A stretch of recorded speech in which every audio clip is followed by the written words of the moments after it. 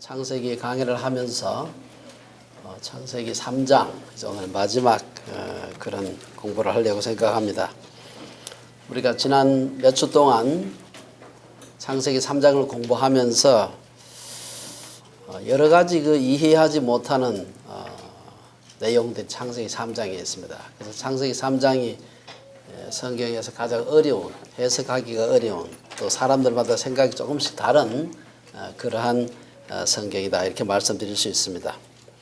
하나님께서 왜 선악과 안 만들어 뒀으면 죄도 안 지을 텐데 왜 하필 그거 만들어 가지고 사람을 그렇게 타락하게 만들었는가? 이건 어제 오늘 얘기가 아니고요. 지난 2000년도 더 된 질문입니다. 그리고 아무도 시원하게 대답을 못했습니다. 그냥 하나님께서 우리를 죄를 못 짓는 존재로 만드시든지 아니면 선악과 나무를 아예 없애든지 그래가지고 원천적으로 죄 지을 가능성을 봉쇄를 했으면 얼마나 좋았을까. 예를 들어서 물에 빠져 죽는 거 조심하시오. 여러 가지 물에 갈 때 조심하라고 여러 가지 캠페인도 하고 하면 사람이 익사자 수가 줄긴 하겠지만 여전히 죽거든요. 접시물에도 빠져 죽는 사람이 있습니다. 아예 물 자체를 없애버리면 다시는 안 빠져 죽을 텐데 물을 없애지 이렇게 생각할 수 있습니다만은 우리가 이 내막을 자세히 몰라요. 왜 하나님께서 선악과를 만드셨고 왜 하나님께서 우리를 로봇으로 만들지 않으시고 우리를 이렇게 생각하고 판단하고 우리가 죄를 지을 수도 있는 자유가 있는 존재로 만드셨는지 잘 모릅니다.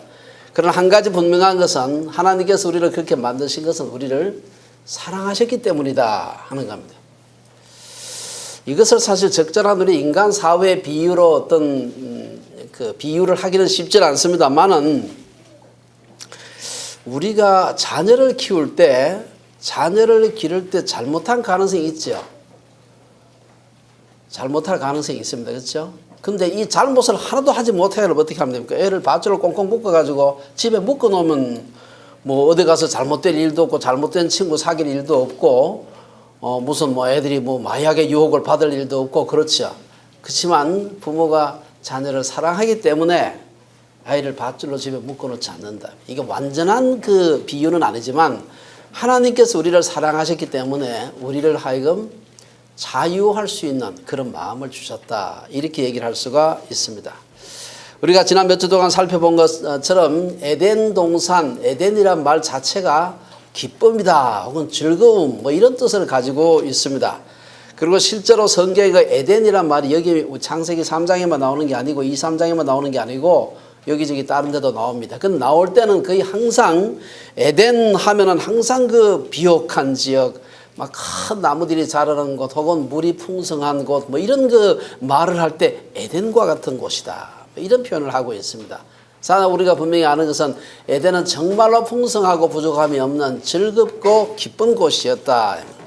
그리고 그곳에서는 그런 풍성함이 있을 뿐 아니라 늘 하나님이 계셨다 그랬습니다. 아담과 하와가 항상 하나님을 대면할 수 있었고 그분의 음성을 들을 수 있었습니다. 그래서 에덴은 풍성함과 더불어서 하나님의 임재라고 하는 그 상징성이 있는 그러한 곳이라고 할 수 있습니다. 어떤 의미에서 오늘날 성소의 원형이다 이렇게 말할 수 있죠. 이런 곳에서 아담과 하와는 정말 아무런 걱정 없이 염려 없이 살도록 허락이 되었습니다만은 그곳에서 우리가 공부한 것처럼 아담과 하와는 뱀을 통해서 유혹한 사단의 유혹에 빠졌고 그래서 타락했고 아담은 하와의 말을 듣고 선악과를 먹는 그런 죄를 범했습니다. 그들은 선악과를 먹으면 선악을 아는 일에 하나님처럼 되지 않을까 하는 그런 사탄의 말을 믿었습니다. 이것은 인간이 자신의 경계를 넘어서서 우리도 하나님처럼 되어볼 수 없을까 그런 유혹을 받은 거지. 그러나 인간은 선악과를 먹음으로 하나님과 같이 된 것이 아닙니다. 이로 인해서 아담과 하와는 정말 하나님처럼 마음대로 할 수 있는 지고의 기쁨과 만족을 얻을 수 있을까 생각을 했는데 반대로 그들은 아주 고통과 비참함이 기다리고 있는 삶을 직면하게 되었습니다. 창세기 2장 17절에 보면 내가 먹는 날에는 반드시 죽으리라. 이 말씀이 그대로 그들이 선악과를 먹으면서 실제로 실행이 된 것입니다. 그들은 하나님이 말씀하신 것처럼 죽게 되었습니다. 그들의 육체가 먹자마자 바로 그냥 사약 먹은 것처럼 바로 죽은 건 아니지만 영적으로 죽게 되었습니다. 더 이상 하나님으로부터 분리되어서 하나님과 교제할 수 없는 그런 존재가 되었습니다. 나무를 잘란다고 해서 저희 집에서 나무를 몇 그루 잘랐는데 나무를 자르면 바로 잎사귀가 마르지 않습니다. 나무는 끊겨지기 때문에 죽었거든요. 그렇지만 나무가 잎사귀 마르고 확실하게 죽은 표시 나려면 며칠 지나야 됩니다. 우리 지난주에 제가 그 비유를 하나 들었죠. 여러분 코브라 같은 뱀은 머리를 탁 잘라도요 한참 동안 죽었지만 살아있는 것처럼 반사신경으로 꿈틀꿈틀합니다. 사람이 하나님으로부터 이게 잘려서 사망 선고를 받았음에도 불구하고 아직도 우리가 바로 안 죽고 아직도 살아있는 것처럼 사람들이 살아가고 있다. 하나님과 생명의 근원이 되시는 하나님과 연결이 끊어졌기 때문에 죽은 것과 진배가 없다. 이제는 더 이상 움직일 수 없는 완전한 죽음이 다가오는 것은 시간의 문제다.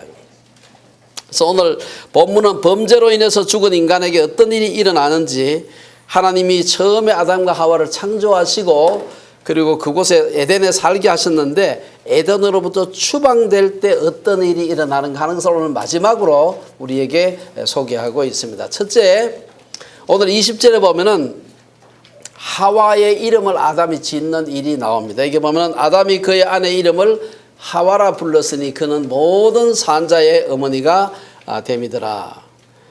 첫째 사건, 아담이 하와의 이름을 짓는 일이 이제 일어나게 됩니다. 20절 상반절에 보면 아담이 그의 아내 이름을 하와라 불렀다. 이것은 창세기 3장 16절에서 타락하고 난 뒤에 하나님께서 하와를 갖다 벌 줄 때 한 얘기가 바로 3장 16절에 나오는데 거기 보면은 하나님께서 이제부터는 하와가 너를 아담을 갖다가 지배하려고 원하지만 너가 아담을 원하지만 아담이 너를 다스릴 것이다. 여러분 다스린다고 하는 것이 여러 가지 의미가 있습니다만은 아주 그 이름을 지어준다는 것은 지배 혹은 다스림 하에 있다고 하는 아주 중요한 상징적인 행위입니다. 우리가 아담이 각종 들짐승과 공중의 각종 새들의 이름을 지어주었다 하는 말이 창세기 2장에 나오는데요. 이것은 아담이 그 모든 동물들에 대한 주재권을 갖게 되었다. 그런 표현이라고 할 수 있습니다. 남편의 다스림은 이제 그가 여자의 이름을 짓는 것으로부터 상징된다고 할 수 있습니다. 이름을 짓는다. 상징적으로 지배권을 의미합니다. 우리가 인간 사회에서도 아무리 못난 부모라도 무슨 권한이 있습니까? 자기 자녀의 이름을 지을 수 있는 권한이 있어요. 권위가 있습니다. 뭐 때때로 할아버지한테 부탁이 짓기도 하지만 결국은 부모님이 부탁을 해야 짓지 할아버지가 마음대로 못 짓는 부모님이 짓는 거예요. 이름을 짓는 것도 굉장히 중요한 상징적인 행위입니다. 제가 학교 다닐 때 제 후배 중에 이름이 최병균이라고 하는 친구가 있었어요. 그래서 제가 아니 이름 허구 좋은 이름 많은데 뭐가 최병균이라고 지었냐 제가 물어봤습니다. 그때만 그 친구 하는 얘기가 사실 자기 이름이 최병균이가 아니고 최병호였대요. 최병호. 근데 그렇게 좋은 이름을 놔두고 왜 또 지었냐 그 병균으로 하니까 최병호라고 지어가지고 한자로 써가지고 장명하는 집에 갖다 줬더니 이게 이름 재수없는 이름이라 이게 고쳐야 된다. 이래가지고 기껏이 큰 돈 주고 고친 이름이 병균이래요. 병균. 제 생각에는 아마 그게 그 이름이 한자로 제가 잘 모르겠는데 한자 뜻은 좋을 겁니다만은 문제는 우리 한국말은요. 흔히 말해 표음 문제예요. 표음. 음을 가지고서 그게 의미하는 바가 그 속에 한자 뜻보다 훨씬 먼저 나타나고 중요합니다. 병균이라고 지어 나오니까 사람들마다 병균 얼마나 그 한평생 병균 얘기 들으면서 하는 겁니다. 이게 할 수가 없어. 왜? 부모가 지었기 때문에. 방법이 없어요. 20절 하반절에 오늘 보면은 아담이 왜 하와라고 이름을 지었는가 이유가 나와요. 이게 보면은 그 이유가 그는 모든 산자의 어머니가 됨이더라. 여기 흥미있는 것은 모든 산자의 어머니가 된다는 말은 모든 사람들에게 생명을 준다는 의미가 돼요. 그렇잖아요. 엄마 통해서 태어나지 않은 사람이 없잖아요. 다 엄마를 통해서 다 여자를 통해서 태어나게 되어 있는 것입니다. 여기서 그 아담이 선악과를 먹음으로써 이제 다 죽게 되는데 아담이 선악과를 먹은 1차적인 행위를 한 사람이 하와예요. 어떤 의미에서 하와는 인류에게 죽음을 가져다 주었던 그런 첫 번째 사람이었습니다. 그런데 바로 그 하와에게 죽음을 가져다 주었던 그 하와에게 모든 산자의 어머니다. 이런 이름을 주는 것입니다. 희미하지만 저는 여기서 여자를 통해서 모든 사람이 죽었으면 죽음이 들어왔음에도 불구하고 그 여자를 통해서 모든 사람을 살리는 메시아 혹은 그리스도가 오실 것을 예시하고 있는 것이다. 이렇게 해석할 수가 있습니다. 하나님은 범죄한 하와를 남편의 다스림 속에 두면서도 그를 통해서 이 모든 죽음의 형벌을 역전시킬 메시아의 소명을 주고 있는 것입니다. 메시아의 예시는 낙원에서 추방되는 형벌 속에서도 이어지는 것을 볼 수가 있는 것입니다. 그래서 이하 본문에서는 하나님께서 범죄한 인간에게 죽음의 선고를 내린 것이 구체적으로 이제 나타나기 시작을 하는데 어떻게 나타났냐?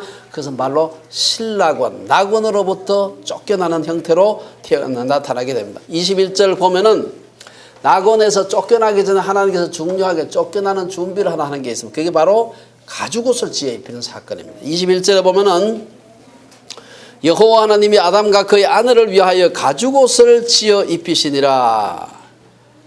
하나님은 벌거벗은 사람들의 부끄러움을 가려주기 위해서 가죽옷, 요새 같은 모피를 지어 입혀줘. 최고급 옷이죠. 사실은 3장 7절에서 인간은 범죄한 후에 눈이 밝아져서 그전에는 아무것도 안 입고 있어도 별로 부끄러운 줄 몰랐습니다. 그런데 눈이 밝아져 자기들이 벗은 줄 알고 무화과나무 잎을 엮어 치마를 만들어서 수치를 가렸다. 그런 표현이 있습니다. 그런데 하나님은 그런 임시방편적인 햇볕 나면 다 말라버리는 그런 나뭇잎이 아니라 아주 확실하게 나뭇잎이 아니라 영구적인 가죽옷을 지어 입혔습니다. 그러면 왜 하나님이 아담과 하와에게 가죽옷을 지어 입혔고 이것이 의미하는 바가 뭘까? 한 두 가지 생각해 보세요. 첫째는 에덴 동산 바깥에 갔을 때 거친 삶이 기다리고 있을 텐데 그것을 위한 준비였다고 볼 수가 있습니다. 생활 환경만을 생각한다면 에덴 동산에서는 아마 옷이 전혀 죄를 지었더라도 옷이 전혀 필요가 없었을 겁니다. 부끄러워서 옷을 입었지 춥거나 힘들어가지고 옷을 입지는 않은 게 분명합니다. 하지만 에덴 동산 밖에서는 에덴 동산보다 더 열악한 기후 혹은 환경이 기다리고 있었을 것입니다. 그런 열악한 환경에서 살아갈 수 있도록 하나님은 아담과 하와에게 가죽옷을 지어 입혔습니다. 인간의 타락에도 불구하고 타락한 인간이지만 하나님께서 공급하고 계신다 하는 것을 우리가 여기서 첫째 볼 수가 있습니다. 두 번째, 그리스도의 희생을 통한 제사함과 칭의를 여기서 우리가 볼 수가 있습니다. 가죽옷을 지어서 입혔다는 것은 무엇을 의미합니까? 동물이 피를 흘며 죽었음을 의미하는 것입니다. 여러분 나뭇잎사기 나무에서 어디 나가서 큰 나무에서 나뭇잎사기 몇 개 따가지고 뭐 얼금설금 얽어가지고 이게 여러분 뭐 죄송하지만 아프리카에 있는 어떤 사람들처럼 이렇게 해봐야 옷 두 벌 만들어 봐야 그 나무 죽지 않습니다. 그렇죠. 나뭇잎 뭐 한 200~300개 정도 하면은 되죠.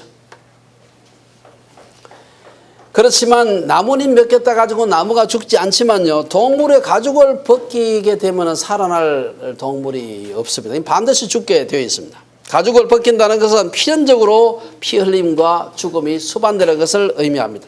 나아가서 가죽을 벗긴다는 것은 가장 잔혹한 죽음을 의미하는 것입니다. 그래서 우리 속담에도요, 이 가죽을 벗겨 죽이려면 약담이 있습니다. 아주 그냥 죽지 말고 가죽을 벗겨 죽이려면 이렇게 하면은 제일 아주 극악한 그런 아주 고통을 많이 주고서 죽여버려야 된다. 이 말할 때 가죽을 벗겨 죽이려면 이런 말을 합니다.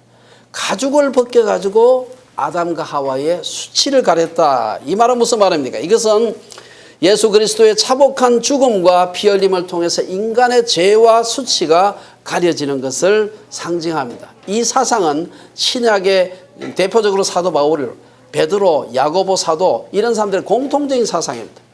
예수 그리스도께서 우리를 위해서 대신 죽으심으로 그 죽으심의 그 보혈의 공로로 우리의 죄의 수치가 가려지게 되었다. 아담의 범죄와 예수 그리스도의 죽음을 통해 구속의 은혜를 가장 자세히 구체적으로 얘기한 신약의 성경이 바로 로마서 5장입니다. 로마서 5장에 보면 굉장히 길게 그 사실을 얘기하고 있습니다. 사도 바울은 로마서 5장 6절에서 마지막 21절까지 긴 그 구절을 통해서 아담 한 사람으로 말미암아 우리가 정죄에 이른 것 같이 예수 그리스도 한 분의 의로운 행위로 말미암아 우리 모든 사람, 많은 사람이 의롭다 하심을 받아서 생명에 이르게 되었다. 이렇게 얘기하고 있습니다. 앞에서 우리가 하와의 이름을 통해서 구속을 예시하신 하나님. 근데 이제 가죽옷을 지어 입히는 그것을 그 행위를 통해서 다시 한번 예수 그리스도의 죽음을 통한 구원의 계획을 우리들에게 상징적으로 계시하고 계시는 것입니다. 22절에서 24절에 보면 이제 신라곤, 낙원에서 쫓겨나는 얘기가 나오고 있습니다. 실제는 어떤 단계입니까? 하나님께서 사람들이 죄를 지은 채로 생명나무 열매를 먹고 영생할까 싶어서 영생의 문을 막아버리는 단계입니다. 22절에 보면은 여호와 하나님이 이르시되 보라 이 사람이 선악을 아는 일에 우리 중 하나 같이 되었으니 그가 그의 손을 들어 생명나무 열매도 따먹고 영생할까 하노라 하시고, 여기 보면은 22절에 보라 이 사람이 우리 중 하나와 같이 되었다. 이 표현은 우리란 말이 앞에서도 몇 번 나왔습니다. 창세기 1장 26절 27절에 보면은 우리의 형상을 따라 우리의 모양을 따라 사람을 만들 때 남자와 여자를 만드시고 우리, 그때 나오는 우리는 우리가 조금 어려운 말로 장음복수라 그래요. 장음복수. 이 복수긴 복수인데 하나님이 여럿이 있다는 의미보다는 복수를 씀으로써 굉장히 위대하고 웅장하고 장엄함을 나타낼 때 히브리인들이 복수 형태를 써요. 아마 그때는 장음복수일 수 있지만 여기서는 우리 중 하나같이 되었다. 아마 이 우리는 삼위일체 하나님 복수 형태로 실제로 쓴 게 아닌가 생각이 됩니다. 그래서 우리가 22절에서 나타난 그 다음에 생명나무와 이 비슷한 그 개념이 사실은 근동에도 여러 그 창조신화 속에서 있습니다.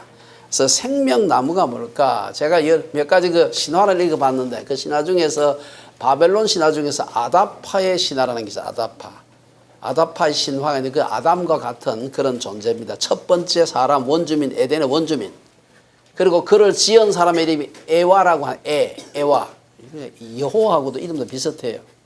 그 스토리가 비슷한데 끝에 가가지고 이 아다파가 영생할까 싶어가지고 에와가 이 질투를 해가지고 영생하지 못하도록 하는 그 얘기가 나옵니다. 제가 그 얘기를 이렇게 상당히 꽤 긴 얘기인데 그 얘기를 읽어보면서 그런 얘기가 비슷한 얘기가 근동에 여기저기 창조신화로 남아 있습니다. 그걸 보면서 이게 성경 기록이 진짜겠구나 하는 생각을 제가 다시 한번 해봤습니다. 왜냐하면 그 비슷한 얘기가 여기저기 있다는 것은 그 원형이 되는 얘기가 실제 얘기가 있었다는 것을 의미하는 것입니다. 나머지 조금 세월이 지나고도 옆으로 구전되어 가다 보면 조금 다르게 왜곡도 되고 조금 다르게 변형이 될 수가 있겠죠.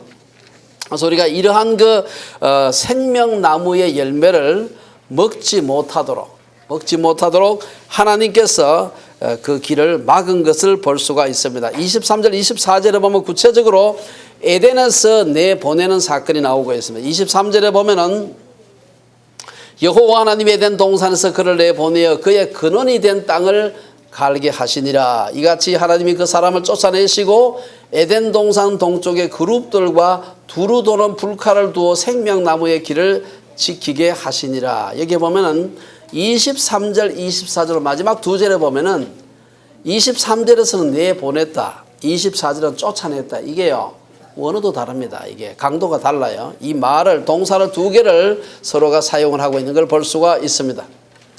한 사건을 반복적으로 기술하고 있지만 똑같이 그냥 방조하는 게 아니라 24절에 가서는 더 강하게 그것을 나타내는 걸 볼 수가 있습니다. 23절에 보면은 내보내다를 의미하는 그 동사는 우리말로 그대로 내보낸다. 내보낸다 하면 집 안으로 걸어나간다 이런 뜻도 상당히 포함되어 있습니다. 막 밀어서 그냥 강제로 그냥 이렇게 채워가지고 쫓아내는 그런 게 아니고요. 내보낸다. 조금 부정적인 그런 의미가 강하긴 합니다만은 그렇다고 해서 강제로 막 그냥 두 번째 24절에 나오는 것처럼 쫓아내는 것보다는 조금 더 약하다 이렇게 말할 수가 있습니다. 둘째 그 에덴에서 인간을 추방한 후의 조치가 좀 다릅니다. 23절에 보면은 여호와 하나님이 그를 에덴 동산 내에 보내고 난 뒤에 그 다음에 그의 근원이 된 땅을 갈게 하셨다. 근원이 되었다. 이 말은 우리말 살짝 이렇게 조금 시적으로 표현했는데 사실은 그가 지음을 받았던 그 땅을 갈게 하셨다. 그가 그 땅으로부터 지음을 받았는데 그 지음을 받았던 그 땅을 갈게 하셨다. 이런 뜻입니다. 이게. 그래서 이 말씀은 우리가 여기서 보면 별로 그렇게 강한 표현이 아니죠. 우리가 앞에서 언급했던 것처럼 아담이 선악과를 먹은 것에 대한 형벌을 다시 여기서 되풀이하고 있는 걸 볼 수가 있습니다. 우리가 앞에서 보면 3장 17절에서 19절에 보면은 하나님께서 아담에게 뭐라고 벌을 줍니까? 네가 네 아내의 말을 듣고 내가 먹지 말라 한 나무의 열매를 먹었은즉 땅은 너로 말미암아 저주를 받고 너는 평생에 수고하여야 소산을 먹으리라. 그래서 땅을 갈고 소산을 먹으려면 수고해야 된다. 요 얘기를 여기서 조금 바꾸어서 그의 근본이 된 근원이 된 땅을 일구면서 살 수 있도록 했다. 이렇게 얘기하고 있습니다. 3장 19절의 이 말씀은 보면은 23절의 말씀하고도 일맥상통하는 것입니다. 그래서 근원이 된 땅 하나만 이것은 그가 지음을 받았던 땅을 의미한다. 근데 24절에 가면 훨씬 더 강력한 표현이 나옵니다. 24절에 뭐라고 얘기합니까? 하나님이 그 사람을 쫓아내시고 그 다음에 쫓아낸 정도만 쫓아낸다는 말은 그냥 우리 영어 표현으로 보면 driving out 그냥 강제로 쫓아내고 난 뒤에는 뭐라고 얘기합니까? 에덴 동산 동쪽에 그룹들과 두루 도는 불칼을 두어서 생명나무에 아주 길에 들어오지도 못하도록 지키고 있다. 이게 얼마나 강력한 표현입니까? 혹시라도 기어 들어와서 뭐 따먹을까 싶어가지고 하나님께서 그냥 불꽃 같은 눈으로 그 천사들과 그 두루 도는 불칼을 두어가지고 못 들어오도록 했다. 이 말입니다. 적극적으로 인간이 더 이상 생명나무에 접근할 수 없도록 그런 조치를 취했다는 것입니다. 이것은 23절은 순응적 인간에 대한 조치 같고 24절은 반항적 인간에 대한 조치가처럼 보이는 것입니다. 그 다음 우리가 생각해 봐야 될 게 24절에서 에덴의 동쪽의 얘기입니다. 뭐 어디서 많이 들어본 얘기죠? 예, 에덴의 동쪽. 하나님 인간을 에덴 동산에서 쫓아내시고 에덴 동산 동쪽에 그룹들과 두루 도는 불칼을 두어서 생명나무의 길을 지키게 했다. 이것을 보면은 틀림없이 사람이 쫓겨난 곳이 에덴 동편이 분명합니다. 왜 하필 에덴 동쪽일까? 창세기 2장 8절에 보면은 동방의 동산을 에덴 동산 지을 때 동방에 동산을 했다. 동방. 근데 3장 24절에 또 동쪽으로 쫓아낸 걸 볼 수가 있고 동쪽에서 못 들어오도록 길을 막았다. 이런 표현이 있습니다. 에덴의 위치에 대해서는 2장 8절에도 그 얘기가 나옵니다. 여호와 하나님이 동방의 에덴의 동산을 창설하시고 이 동방은 두 가지 의미가 있는데요. 우선 동방은 해가 떠오르고 빛은 하나님의 계시를 나타내기 때문에 동방의 에덴이란 말은 하나님이 거하시는 곳을 상징한다고 할 수 있습니다. 동시에 성경 곳곳에 동쪽이란 말이 갖는 좀 상징성이 있습니다. 그건 뭔가 하면은 동쪽은 죄 짓고 쫓겨나는 곳입니다. 오늘 본문에서 하나님이 에덴 동산 동쪽에 그룹들과 두루 도는 불칼을 두어서 생명나무 길을 지키게 하셨다. 이것은 하나님이 아담을 에덴 동산 동편으로 쫓아내셨음을 의미합니다. 후에 가인이 범죄한 후에 쫓겨난 곳이 바로 에덴의 동쪽입니다. 여러분 에덴의 동쪽이라는 그런 소설이 있지 않습니까? 에덴의 동쪽. 이것도 사실 여기서 그 영감을 얻어서 지은 소설로 제가 알고 있습니다. 바벨탑을 쌓은 곳도 동쪽이었습니다. 창세기 13장에 보면 아브라함과 롯이 헤어져 가지고 가는데 롯이 갔던 곳이 동쪽입니다. 그래서 소돔과 고모라는 약속의 땅에서 동쪽에 있었습니다. 후에 이스라엘 백성들이 죄를 짓고 멸망해서 포로로 끌려간 바벨론도 동쪽에 있습니다. 성막의 구조도 보면 성막의 구조가 동서로 이렇게 길쭉하게 짓는데 이쪽부터 제일 좀 이방인의 뜰부터 시작해서 서쪽 제일 끝에 지성소가 있습니다. 이렇게 가면 점점 동쪽으로 갈수록 좀 뭐랄까요 낮은 혹은 죄악된 뭐 그런 의미가 조금 있습니다. 소설이지만 가인과 아벨 얘기를 모티브로 한 존 스타인백의 그 노벨상 수상 작품인 에덴의 동쪽도 동쪽과 관련된 부정적인 연관을 포함하고 있다 이렇게 볼 수가 있습니다. 그 다음에 24절에 보면은 그 그룹들과 두루 도는 불칼로 하나님께서 생명나무의 길을 막았다는 그런 표현이 있습니다. 여기서 보면은 그룹이라는 것은 그대로 히브리 말로 우리말로 좀 이렇게 맞춰서 썼습니다. 이게 영어로는 보면은 체루빔 하는 말이고 이 히브리도 케루브 하는 말에서 나온 말이니까 이 말을 우리말로 그냥 이렇게 다시 표기를 한 것 같아요. 이 어원은 확실하지 않습니다만은 그룹들을 가지고서 생명나무의 길을 막았다고 하는 것은 하나님께서 그룹이 아니고 그룹들입니다. 복수를 가지고서 막았다고 하는 것은 절대로 못 들어오도록 그 길을 사람들이 접근하지 못하도록, 절대로 사람이 영생하지 못하도록 그 길을 막았다는 것입니다. 성경에서 보면은 이 그룹이란 말이 여기저기 나오는데요. 그것은 그 천사의 이름입니다만은 성막 성전의 그 성소를 지키는 천사의 모습을 나타낼 때 그룹 뭐 이렇게 얘기하고요. 또 성막을 덮는 휘장에 수놓아져 있었던 것이 그룹입니다. 솔로몬 성전의 지성소 안에 조각한 모양으로 있었던 것이 그룹입니다. 이것은 하나님이 임재하시는 곳을 지키는 천사다. 하나님이 어떤 것을 정말로 거룩하게 지켜야 할 때 그룹을 둬서 지켰다. 두 번째, 두루 도는 불칼은 무엇일까? 이 우리 성경에 보면 아주 이 두루 도는 불칼이 뭘까? 이게 우리 궁금합니다, 사실은. 영어 성경에 보면은, 이 NIV 성경에 보면은 앞뒤로 왔다 갔다 하면서 번쩍번쩍 하는 칼, 뭐 이렇게 돼. 제가 번역한 겁니다. 이거는. 그렇게 돼 있어요. 그 말이 표현이. 근데 실제로 원어에도 그 비슷하게 돼 있는데, 요것을 갖다가 사람들이 얼마나 신기합니까, 이게. 그러니까, 이게 UFO다. 이렇게 해석한 사람이 있어요. UFO가 뭔지 알아요? UFO. 미확인 비행물체. 그럼 더 어렵겠지. 그래서 UFO라고 더 쉽습니다. 예. 어쨌든 이것을 UFO라고 해석하는 사람이 있어요. 그리고 거기만 UFO가 있는 게 아니고 성경 곳곳에 UFO가 있다. 이래가지고 여러분 에스겔서 1장에 가면 꼭 UFO를 얘기하는 것 같이 뭐가 번쩍번쩍하고 뭡니까 바퀴가 있고 뭐 밖에 눈이 달려 있고 이런 표현들이 나와요. 그래가지고 그것도 UFO다. 그렇게 주장한 사람이 있습니다. 열왕기 하 6장에 보면 아람 왕이 이스라엘을 치러 왔을 때 엘리사를 두르고 있는 불말과 불병거들이 쫙 엘리사만 죽이면 되겠다 싶어가지고 아람 왕이 엘리사를 죽이러 갔어요. 갔는데 엘리사를 두르고 있는 불말과 불병거가 막 구름대와 둘러서고 있는 것이면 그거를 보았는데 그것도 UFO다 이렇게 얘기한 사람이 있어요. 어떤 사람은 요한계시록 1장 13절에서 16절에 보면 예수님의 모습이 나와요. 그게 보면 아주 좀 참 특별한 분입니다. 초라한 분이 아니고 그래서 그건 아마 외계인 아닐까 뭐 그렇게 주장한 사람도 있고. 열왕기하 2장에 보면 엘리야가 회오리바람 타고 성천하는 게 나옵니다. 그리고 사도행전에 보면 1장에 예수님께서 부활하신 후에 성천하는 게 나와요. 구름에 휩싸여서 성천하셨다. 이것도 UFO 타고 천국 가셨다. 근데 제가 한동안 창조론 연구의 일부로서 UFO 현상을 조사한 적이 있습니다. 그 UFO를 탔다는 사람들 쫓아다니면서 인터뷰도 하고 UFO 떨어졌다는 데 가가지고 조사도 하고 그리고 UFO를 경험했다고 하는 사람들의 그 기록들이 있죠. 이게 많이 남아 있습니다. 그걸 샅샅이 내가 조사를 했어요. 그래서 사실 그 결과를 우리 혹시 그 관심 있는 사람들은 제가 쓴 책 중에 생명의 기원과 외계 생명체라는 책이 있습니다. 조금 두꺼운 책이지만 책 뒤쪽에 많은 지면을 그걸로 썼습니다. 제가 내린 결론이 뭔가 하면 UFO는 가짜다. 제가 그렇게 내렸습니다. 홍 UFO가 존재한다면 그것은 실제 존재하는 게 아니고 영적인 현상일 가능성이 있다 하는 것이 제 결론입니다.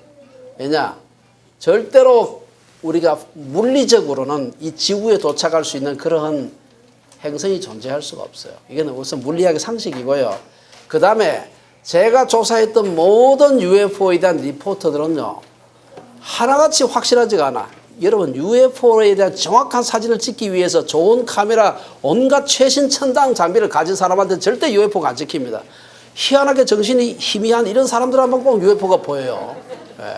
그리고 이상하게 카메라를 놓는데 카메라 좋은 게 얼마나 많습니까? 제 카메라도 좋은데 좋은 카메라 한번 찍히면 얼마나 좋은데 맨날 보면 이게 UFO인지 아닌지 희왕한 이런 것만 사진 항상 찍힙니다.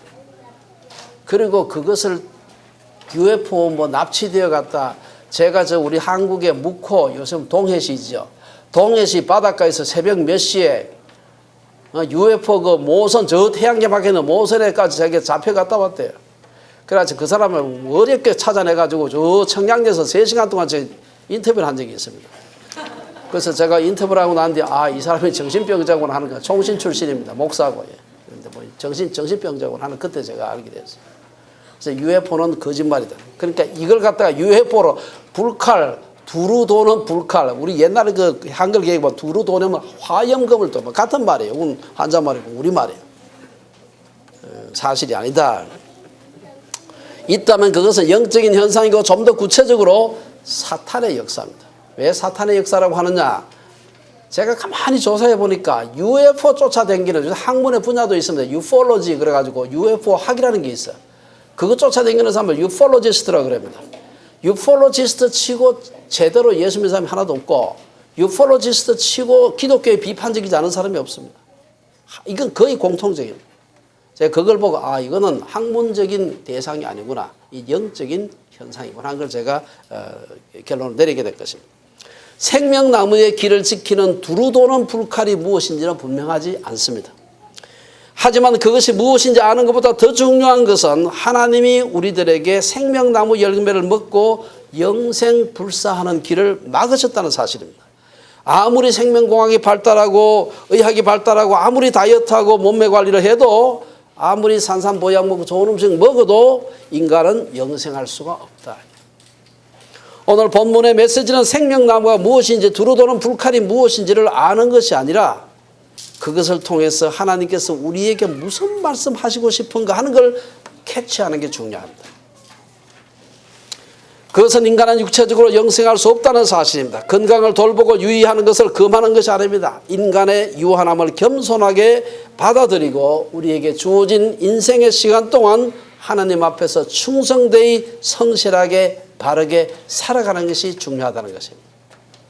결론적으로 인간의 타락을 다룬 3장은 아까 말씀드린 대로 굉장히 해석하기가 어려운 그런 성경입니다. 이 이야기가 역사적 사실인지 알레고리인지 신화인지 또한 타락 사건에 등장하는 뱀이 실제 뱀인지 실제 뱀이라면 뱀이 어떻게 말을 했으며 하와를 어떻게 사람이 어떻게 유혹을 했으며 하나님께서 아담과 하와가 어떻게 할 것을 아셨다면 하나님 왜 그걸 딱 만들어 놨을까? 영적인 존재이신 하나님께서 인간과 대화할 수 있는 몸을 가질 수가 있었을까? 선악과는 무엇이고 생명나는 무엇이고 두루 도는 불칼은 또 무엇인지 이게 사실 다 확실하지가 않습니다. 많은 의문들이 있지만 그런 것들로 인해서 창세기 3장에서 소개하고 있는 인간의 타락 사건을 통해서 하나님께서 우리에게 나타내시려는 계시하시고자 하는 그 메시지가 매몰되어서는 안 된다. 창세기 3장의 메시지는 하나님은 우리를 자녀로 삼으시기를 원하지만 사탄이 우리를 종으로 만들려고 한다는 사실입니다. 그리고 죄를 지으면 죄의 종이 된다는 사실입니다. 세상 사람들은 죄의 값은 공짜라고 생각할지 모르지만 성경은 죄의 값은 사망이라고 얘기하고 있습니다. 죄를 짓게 되면 죄의 종이 된다고 말합니다.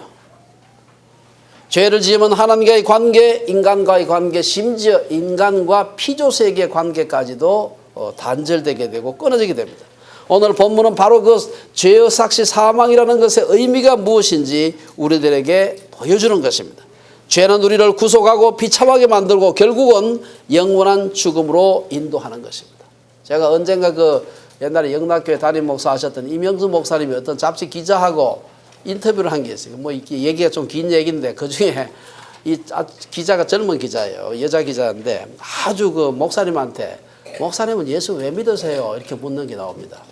이게 보통 잘 안 묻는 질문이거든요. 이거는 목사님은 왜 목회의 길로 들어섰습니까? 그 정도 묻는 건 괜찮은데 목사님 예수 왜 믿으세요? 이렇게 당돌하게 질문하니까 질문도 당돌하지만 아주 답도 아주 명답이에요. 자유롭게 되기 위해서 믿습니다. 예수 믿는 여러 가지 우리 사람마다 표현은 좀 다르지만 그 대답이 참 어떻게 보면 생각을 많이 하게 만드는 그런 대답입니다. 사실 우리가 이단은 그런 미신은 혹은 죄는 사람을 구속합니다. 마음대로 이사도 못하게 합니다. 우리 수요일 날 장로님 토론토까지 가시지만 예수 안 믿게 되면 날짜 잡아야 됩니다. 저 어디 가서. 그렇죠. 이사 날짜 이게 택일해야 돼요. 이거 돈 주고. 택일할 필요가 없어요. 우리가 예수 믿는 사람이 우리가 자유한 사람이에요. 그렇죠. 자유한. 결혼 날짜도 못 잡아. 좋아한다고 결혼할 수 있을 것 같아요. 돈 주고 택일해야 됩니다. 그것도. 이사도 제대로 못하죠. 이름도 제 마음대로 못 짓습니다. 지어놨다고도 가서 고쳐야 돼. 이게 사주가 나쁘다. 어떡고 장명 다시 돈 주고 또 이상하게 병균, 세균 떠져야 되는 겁니다. 이게 말이 안 되죠. 하지만 아담을 통해서 온 인류에게 임하게 된 고통과 죽음은 그리스도 예수를 통해서 완전히 해결된다. 완전히 해결된다. 사도 바울은 로마서 8장 1절 2절에서 그러므로 이제 그리스도 예수 안에 있는 자에게는 결코 정죄함이 없나니 이는 그리스도 예수 안에 있는 생명의 성령의 법의 죄와 사망의 법에서 너희를 해방하였습니다. 우리 예수님께서 하신 말씀 중에서 우리 교회의 모토가 되는 구절이 있죠. 진리를 알지니 진리가 너희를 자유케 하리라. 진리가 자유케 하는, 진리로 인한 자유. 진리로 인해서 구속받는 것 이상 더 이상 구속받지 않는 거지. 나는 진리에도 구속받지 않는다. 그러면 그건 자유한 게 아니고 그건 사탄의 종이 되는 것입니다. 진리에 구속받는 것이 가장 큰 인간이 누릴 수 있는 큰 자유라는 것입니다.